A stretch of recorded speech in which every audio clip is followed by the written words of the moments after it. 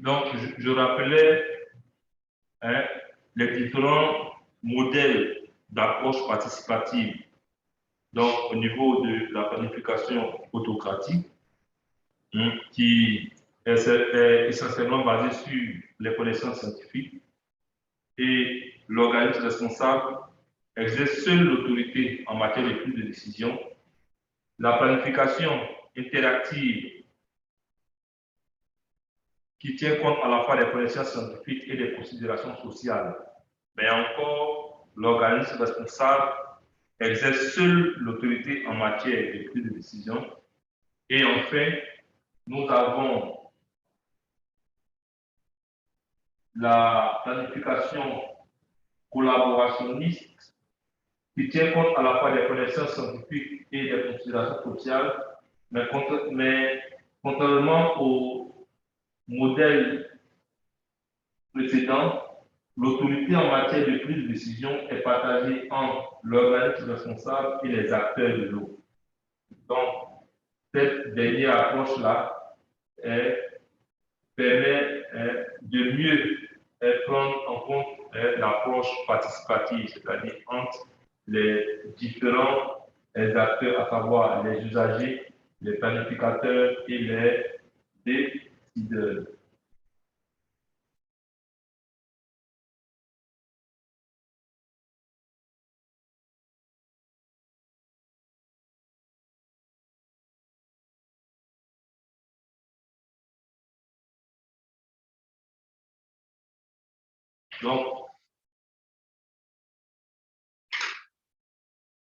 Donc au niveau des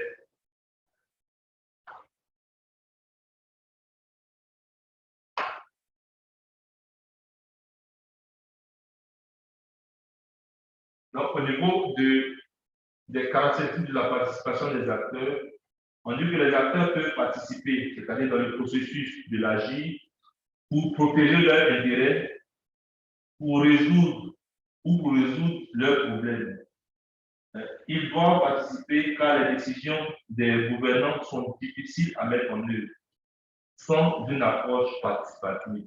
On peut être à l'université ici, faire des études sans considérer, sans aller sur le terrain, sans considérer l'approche sociale. Et arriver à un moment quand on veut exécuter la mise en œuvre même du projet, quand on arrive maintenant, quand on prend le pouvoir que vraiment, on n'a pas considéré l'approche sociale et notre projet peut aboutir à un échec. Au départ, ouais, quand on voulait, le plus souvent dans les villages, quand on voulait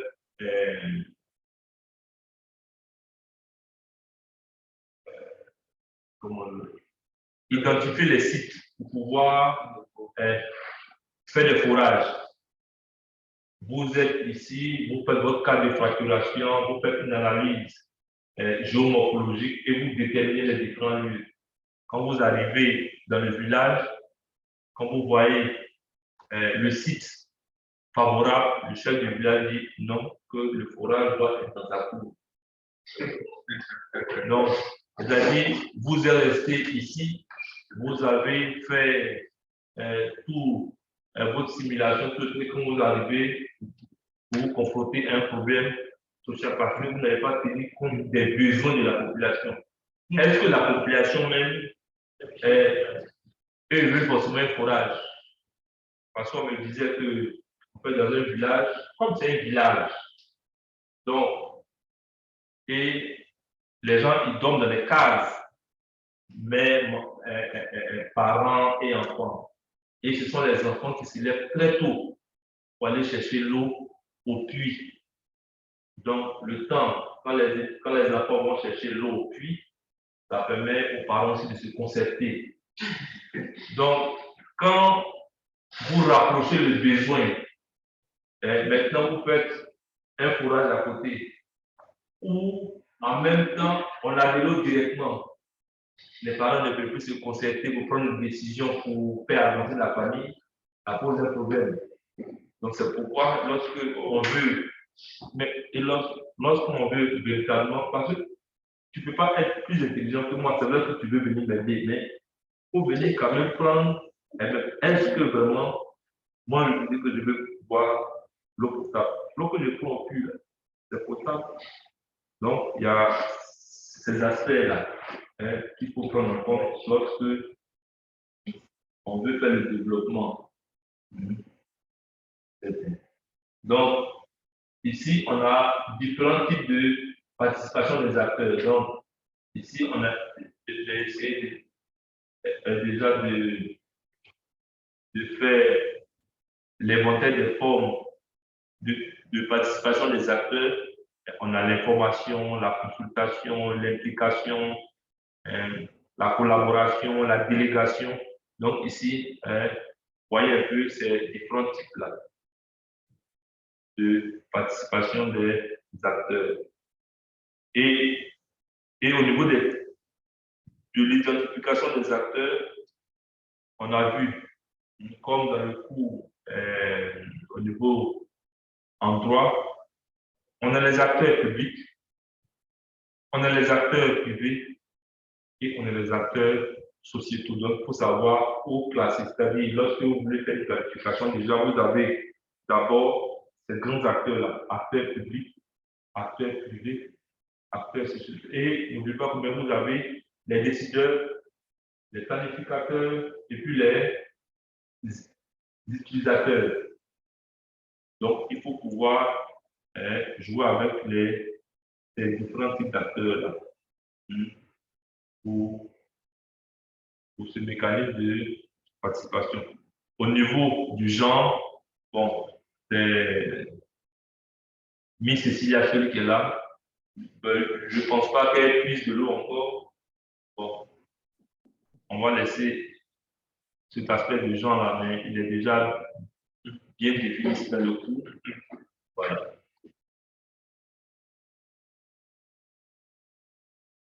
Et la dernière partie, c'est la gestion des conflits. Que faut-il retenir pour le cours de gestion intégrée des ressources en eau pour des étudiants en master de détection et de système d'information géographique? N'oubliez pas, surtout dans la première leçon, dans la première leçon, que nous avons dit qu'au niveau de la mise en œuvre de la boîte d'outils, si je reviens, attends, je vais revenir sur la leçon 1 rapidement.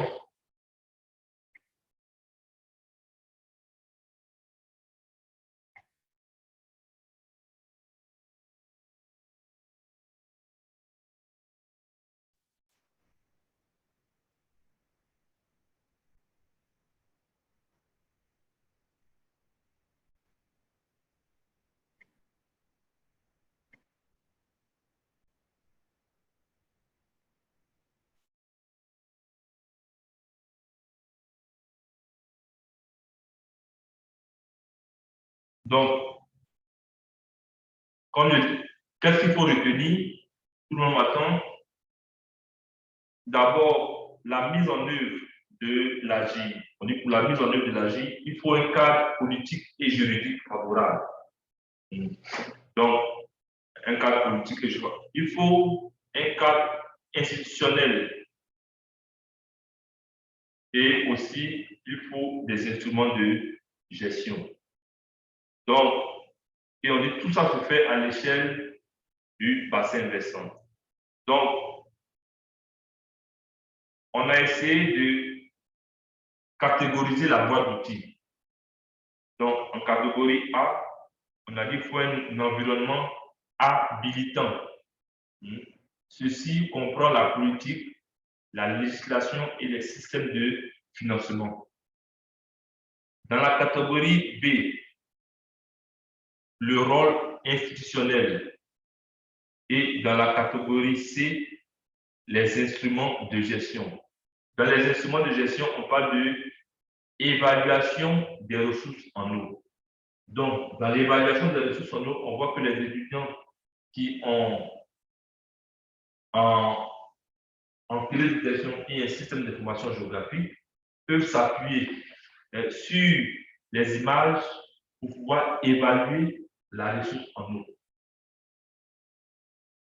Lorsque vous avez un lac, maintenant, vous avez des images satellitaires des images bathymétriques, des images altimétriques. Donc, ça, vous pouvez évaluer les volumes. C'est vrai que ce n'est pas encore très utilisé, mais vous pouvez déjà évaluer les volumes au niveau d'un barrage, d'un lac, avec les images. C'est-à-dire, si vous disposez d'images bathymétriques, altimétriques, vous pouvez estimer le volume d'un barrage ou d'un lac. Avec les images, vous arrivez quoi à délimiter même l'étendue, puisque cette étendue-là peut varier de manière temporelle. Dans le temps peut varier. Donc, vous arrivez peut-être à délimiter en saison pluvieuse, en saison sèche. Voilà. Avec la modélisation hydrologique, vous pouvez faire des modèles d'évaluation. On peut évaluer, estimer le bilan hydrologique. Tout ce qui est recharge, évaporation, le stock. Avec le modèle, on peut avoir des modèles de planification, c'est-à-dire on donne telle quantité à l'agriculture, telle autre quantité pour les AEP, l'addition en eau potable, l'autre quantité pour l'hydroélectrique. Donc, on a ces modèles-là. Donc, pour ceux qui, peut-être, qui vont plus approfondir dans la gestion intégrée des ressources en eau, vous pouvez toujours m'envoyer un mail.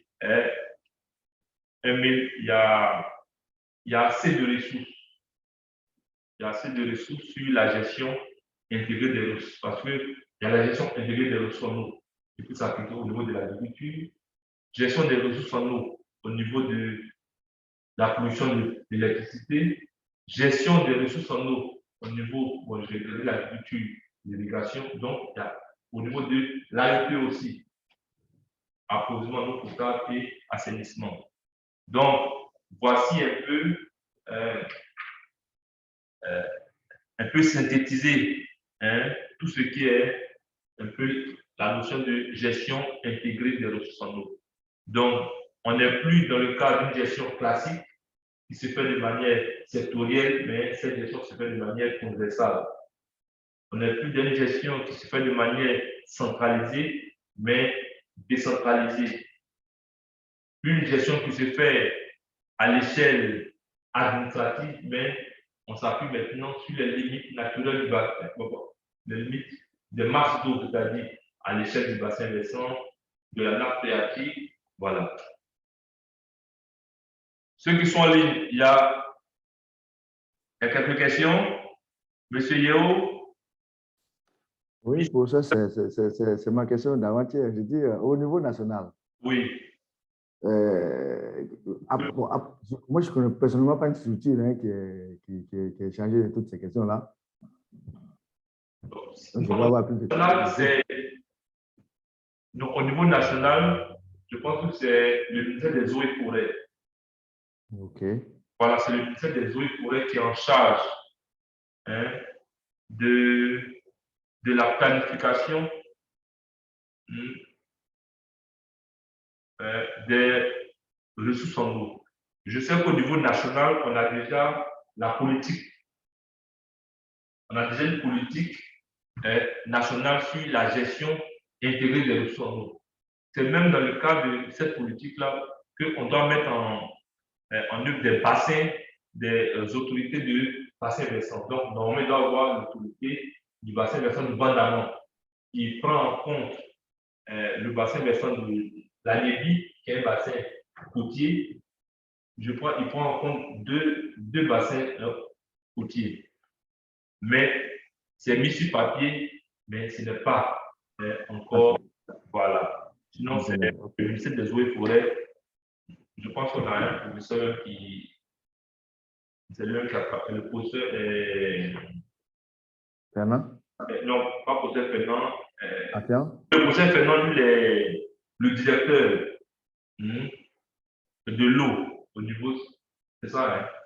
Oui. Voilà, directeur de l'évaluation et de la planification. Voilà des eaux. Voilà. Mais le professeur Boulabi, je pense qu'il a été un espèce, c'est eux mis en œuvre la politique nationale de l'AGI.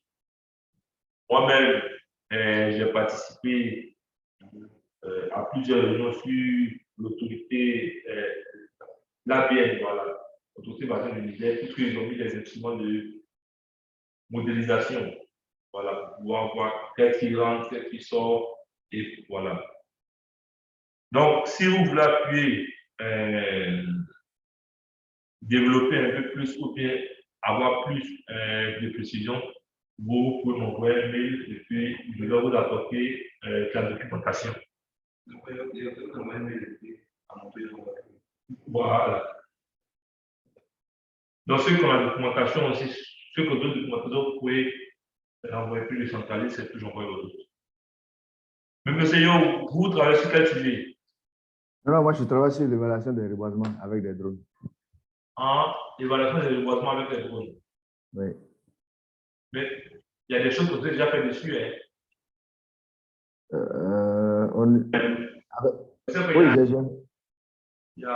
je pense qu'on a une étudiant qui a soumis sa thèse dessus déjà. Oui, Ouattara, je le connais, oui. Ah, ok, d'accord. Donc, voilà, au moins tu sais déjà ce qu'il a fait. Voilà, puis maintenant tu orientes plus. Pour faire contrat de gestion intégrée, est-ce qu'il s'agit simplement de faire une gestion participative avec la population ou encore d'autres techniques intégrées normalement? Gérer l'eau. En fait, quand on parle de gestion intégrée et participative. Intégrée, ça veut dire qu'on prend en compte les différents usages. On intègre en fait. Puisque la même ressource, c'est pour la production d'électricité, c'est pour l'irrigation, c'est pour la construction. Donc, on intègre ça. Maintenant, une gestion participative, on prend en compte, c'est-à-dire, ce n'est pas le technocrate qui est dans son bureau, ou bien l'organisme en charge qui prend les décisions. Mais on se réfère aux acteurs. On se réfère aux acteurs, et dans une concertation maintenant, on prend une décision consensuelle. Une décision consensuelle. Mais comme on le dit, c'est un principe, c'est un processus d'agir, donc sa mise en œuvre n'est pas tout le temps vraiment évident. Ok. Miss Cécilia, elle n'a pas trop parlé aujourd'hui. Donc, normalement, pour l'évaluation, tu es là, tu veux voir? Ah, tu comprends déjà? Non, je comprends. Il y a deux coups. Ok, d'accord. Tu as Yamsogo actuellement? Miss Cécilia? Il y a besoin des informations sur Yamsogo. Bon, après, peut-être. Donc, pour l'évaluation de ce cours, comme pour le cours sur la législation, on va trouver un samedi où vous allez faire, je pense, que ce soit des voix sur table, mais je ne sais pas si ça sera interactif en même temps. Je préfère que ça soit interactif en même temps. Là, quand on finit en même temps, nous avons les résultats. Donc, j'espère que soit ce samedi ou bien le samedi prochain. Mais c'est des choses assez simples. Donc, quand je dis interactif, comme vous avez, c'est-à-dire, vous avez, voilà, vous essayez de vous déplacer des choses, voilà, vous avez un temps. Moi aussi, ça m'aide par rapport à la collection. Mais ce sont les choses dont on a parlé ici. Voilà, les choses dont on a parlé ici. Des choses que vous avez vues peut-être dans épuisement, mais que j'ai peut-être reformulé. Voilà. Juste pour voir la partie théorique, est-ce qu'on comprend vraiment qu'est-ce que la gestion technique des ressources en eau. Voilà. Et puis, c'est ça. OK. Donc, j'espère que le cours vous a apporté un plus. Vous avez toute la documentation. Je pense que le document PDF est assez bien élaboré. Et si Professeur, une dernière question. Oui, Professeur, vas-y. une dernière question. Vas-y. Professeur, quand je prends par exemple l'eau l'eau en Côte d'Ivoire, Oui. il y a un tarif social qui est à 9 mètres cubes et qui paye, je crois, 200, un tarif social 9 mètres cubes, 237 francs, et à partir de au-delà de 9 mètres cubes, vous payez 267 francs. Est-ce que c'est par rapport à l'approche GIR que tous ces tarifs ont été définis À 9 mètres cubes, on paye combien? 200? À 9 mètres cubes, 237, et au-delà de 9 mètres cubes, je crois, 267 ou 367. Voilà. Donc, je reviens, parce que peut-être cette partie-là n'est pas bien, où on parlait des instruments. Oui. Donc, je vais revenir rapidement pour. Attends, je montre ici.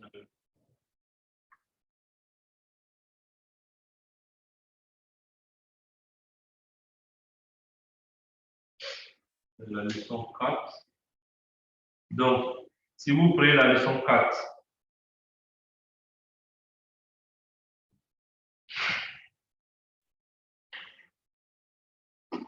la leçon 4, la leçon 3, au niveau de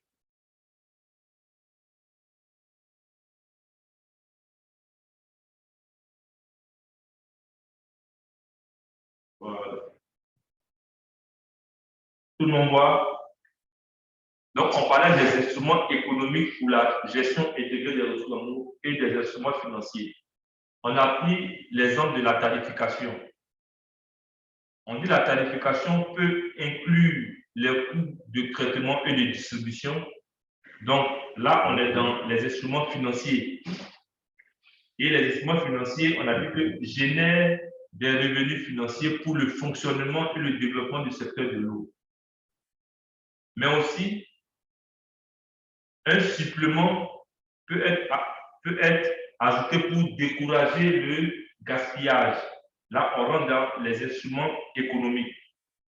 Et quand vous voyez que la tarification de l'eau est un exemple bien, quand on commence d'abord, il y a une tarification sociale.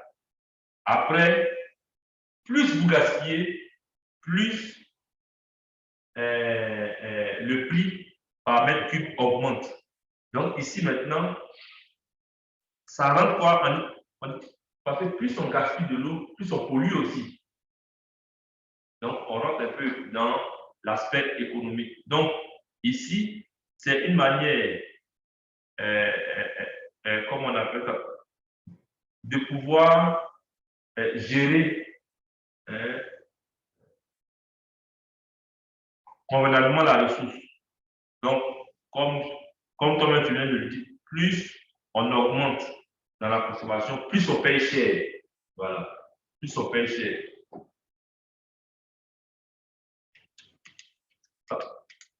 C'est bon? Oui, c'est bon. C'est bon? Plus on augmente, voilà, voilà, plus on paye cher. Voilà. Donc, il y a un quota, une consommation normale. Voilà. Voilà. Parce que normalement, une maison, bon, ça a été fait. Une maison, on va dire quoi, c'est monsieur, madame, maximum 5 enfants bien. Donc, on dit forcément, donc l'État a déjà calculé. Voilà. Donc, quand vous dépassez un certain seuil, votre tarification change. Voilà. On dit peut-être que vous gaspillez. Celui qui a une piscine, celui à la maison, on ne va pas payer comme celui qui est en milieu rural. C'est aussi une chose pour ceux qui vendent dans les quartiers où l'addiction en eau est. Parfois, non, ceux qui vendent ça, c'est pas légal normalement. c'est-à-dire, normalement, ce n'est pas légal. Un hôtel domestique. Normalement, les hôtels domestiques ne peuvent pas vendre de l'eau. Même quand vous prélevez, c'est-à-dire, même quand vous avez un forage chez vous à la maison, il y a, on doit vous signaler, c'est-à-dire, il y a deux pays de dépenses normalement. Normalement, vous devez payer. OK. Allez, donc, encore merci et je pense qu'on va déterminer la date pour l'évaluation. Et s'il y a des précisions, vous pouvez toujours m'envoyer un mail. Je suis à votre, entièrement à votre disposition. Même si vous avez quelques soucis dans de votre mémoire, vous pouvez toujours m'envoyer un mail, il n'y a pas de souci. Si je suis disponible.